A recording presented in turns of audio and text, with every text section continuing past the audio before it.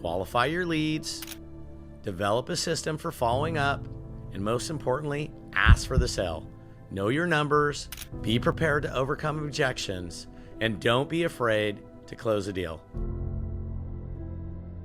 Welcome to Hey Charles. I'm Charles Ernst, and today we're going to get into the bread and butter of any business, cultivating leads to sales, finding the right customers, the ones who are a perfect fit for what you offer. My wife and I have learned a ton about this early on in our journey over the last 15 years. I'm going to be sharing some tips we picked up along the way. So whether you're just starting out or if you're looking to refine your approach, this is what we did when we got started. So let's get into it. So qualifying leads, finding your perfect customer. In the beginning, it was all about figuring out who our customer was. Who would get the most value from what we did and why they chose us over the competition. We needed to get laser focused on exactly who we were talking to. So back then, company info, it really wasn't relatively available. It wasn't really available. Back then, company info wasn't available company info wasn't readily available as it is today. We had so much more access. We have so much more access today than we did 15 years ago. It's literally night and day, guys. We used what we had at the time to really get info. So I remember subscribing to this service called Reference USA. It's something that I found on the internet, and it was a database that would give you company information like their revenue, their company size, where their location was, and whether or not they were public or private. And it really gave us information to work with.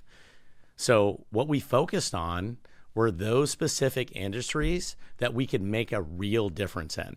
And also the low-hanging fruit. We wanted the customers that were going to fit within the services that we had to offer. So we wanted to make sure that if they had that need, that we know who they were. Otherwise, we were just going to be making random calls and develop a system. Instead of just making random calls, we actually developed a system based on industries we understood well.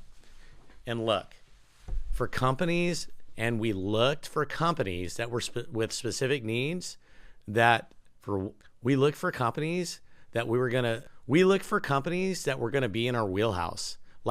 We looked for companies that were going to be in our wheelhouse. So we wanted to make sure that we were going to be focusing on the companies we looked for companies with specific needs that fit our wheelhouse, like the type of insurance they needed or the size of their team. Why? Because let's be honest, calling everyone on the phone would have been a total waste of time. We needed to find people fast who would actually be interested in what we had to offer. We were getting started and we were building a business and we needed revenue, so we didn't have a lot of time to spare. So the ones that we could potentially become our clients, we focused on. So we used the Reference USA and it gave us the ability to do that. So while we were doing this, we developed a lead flow system. So our target customers identified, the next step was figuring out how to actually reach them. This is where Joanna came in. We needed someone to make the calls. And she looked at me. We needed someone to make the calls. And I remember when I asked her if she'd ever made a cold call before, she looked at me and said, "So you're asking me to make cold calls? I've never made a cold call in my life. Are you crazy?" But somebody had to do it. And I didn't have the time because I was going out and presenting and working the deals. And somebody needed to be in the office making the calls. So believe me, if you know anything about cold calling, it's a career in rejection. You can't be afraid of hearing the big N-O. It was all day long. I told her, you can do this. And really what I was saying is we have to do this. So once I got her to agree, even though it was reluctantly, we figured out a way to get this done. I'd remembered that I'd come across this guy in Dallas who had offered cold call training. And even though Joanna never did cold calling before, I really thought to myself, if she takes this training, she can get it done. And really, back then, I knew cold calling was going to be the only option that we had with the budget that we had Back then, I knew that cold calling was pretty much the only option that we had to reach clients, especially with the money that we had to spend on advertising. So Joanna took the class, which got us started, and she absolutely killed it. Sometimes you have to take a risk and put yourself out there. I know that some of these things can be scary and maybe they don't make a lot of sense, but one of the things that I always highly encourage is that if you have a way or you have something that you can do yourself to make your business more productive or get more leads, then you just need to put yourself out there and get it done. It's not going to be an easy ride. Sometimes you have to try a little, fail a little, but eventually if you stick with it, you're going to be successful. The key was connecting to the right people at the right time. So Joanna would systematically call at different times of the day. We wanted to reach the decision makers. We wanted to usually reach the owners or the CEOs or even the CFOs. And a lot of times we'd get the gatekeeper, so we weren't able to do that. So we got a little bit creative and we started calling it lunchtime, because what we found is that those were the people that would answer the phone at lunch, because the normal people would be out to lunch and they would be in the office and they'd still answer the phone. So we found that a higher percentage of those people were owners of the business and would answer the phone during lunch. Sometimes these initial calls were just to identify the right person, which if we came across the owner, we would introduce ourselves and also get pieces of information, which we noted on every single call. We were building business intelligence about our prospects. We kept track using Salesforce. I'd be surprised at how much information you could get on a few phone calls. So if you take the time to listen to what your customers or prospects are saying, you can pick up a lot of information that's going to be helpful on your future calls or your future follow-ups. She left voicemails and followed up persistently. She left voicemails and followed up persistently. She left voicemails and followed up persistently. And eventually, we'd get a chance to speak with the decision makers directly. That's when we'd explain who we were, the value of what we had to offer, and why they should choose us. Of course, we got a lot of no's. Initially, people were happy with their current solutions, which is fair, because you always like to hear that because you want your own customers to be happy with you. But sometimes she would get them interested enough, and that's when things got excited. She would always try to do a live transfer if it was possible. And if that didn't work, she'd always try to set up a meeting for later that day or the very next morning, because this is something you have to understand. So this is something that we learned very quickly. People have a short attention span.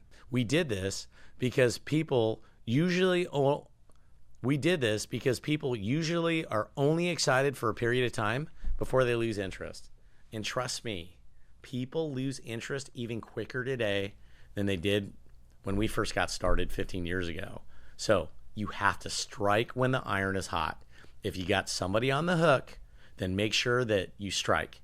Don't give them a chance to get away. So obviously, cold calling is not the primary functional method today, but that's how we did it, and it really can still be effective. There is so much more at your fingertips today to reach prospective customers. You just need to figure out what's going to work for you and develop a system and put yourself out there. Now, with all these conversations happening, we quickly realized we couldn't treat every lead the same way. So some were ready to go, others needed a little more time, and some just weren't ready. There were no match at all. So to make sense of it, we came up with a simple system. We called it ABC leads. That stands for always be closing. The A leads, they were ready to go right then and there. They wanted to see something. They wanted to see a proposal. They wanted a quote. The B leads, they liked everything they heard. They were interested, but it wasn't the right timing. Sometimes they'd ask us to call back in 6 months, 12 months, next year. So we would follow up in the future. And the C leads, the C leads weren't ready to listen. Joanna would meticulously categorize our leads and keep building our funnel of potential clients. We got more and more opportunities because of her diligence. We were persistent And over time, our efforts paid off. We started closing deals. Persistence really pays off. I highly encourage you to be persistent, especially when you're trying to generate leads, because persistence does pay off. Follow-up is absolutely crucial. Sometimes people would express interest and say they wanted to move forward, but to get a proposal going, we needed data to work with. The data wasn't really complex, but it required some effort from the client. We always had to overcome objections like, I don't want to give you a competitive advantage, or why don't you just provide a quote without my information? Have you ever been in that situation when you're working with a prospect and you're trying to make it happen and all they're doing is giving you reasons why they don't want to do it? You just need to keep trying and keep pushing. But we always and you can do this by explaining why the information was necessary. And a lot of time it's to provide them the best possible solution. If you don't have the information, it's really hard to put a solution together for somebody. And also, most of the time, if you can't get the information, there's not a chance that you're going to get a quote from our vendors. But if you can't get the information, in our case, we weren't getting a quote from our vendors. So once we had an agreement to collect the data, we had to set up a clear follow-up date. It was essential because people forgot and life gets busy, and sometimes we might only get part of what we needed.